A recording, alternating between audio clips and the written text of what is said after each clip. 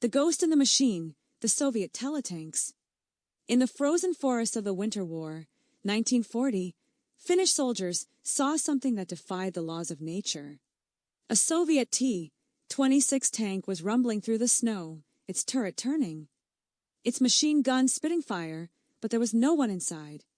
No commander in the hatch, no driver at the wheel. It was a ghost, a machine with a mind of its own. Today we talk about drones and AI as if we've invented the future.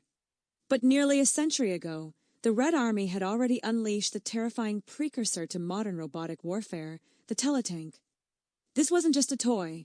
This was a 10-ton weapon of mass destruction controlled by invisible radio waves. The system worked in a deadly tandem. Behind the lines sat the command tank, where a pilot operated a complex radio panel. And up to 1.5 kilometers ahead, the Teletank. Imagine the scene. From a distance, an operator presses a switch. A mile away, a flamethrower ignites, bathing a bunker in fire.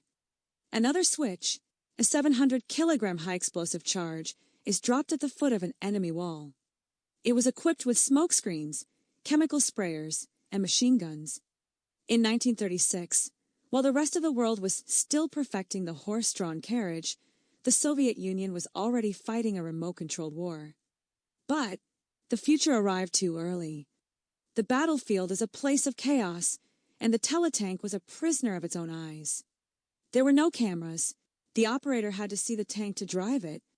If a snowstorm rolled in, the tank was blind. If a radio frequency jammed, the tank became a mindless metal statue. In the deep Finnish snow, these miracle machines met their match. They couldn't see the anti-tank ditches. They couldn't spot the hidden mines. The very technology that made them invincible also made them vulnerable. The dream of a robotic army began to sink into the mud of the Eastern Front. By 1941, the radio sets were ripped out. The Teletanks were manned by human crews once again, their robotic heart replaced by flesh and blood. They became just another footnote in the tragedy of World War II. But stand back for a moment. Look at the drones in our skies today. Look at the unmanned vehicles on our modern borders. The Teletanks weren't a failure, they were a prophecy. A chilling reminder that the desire to remove the human from the horror of the front line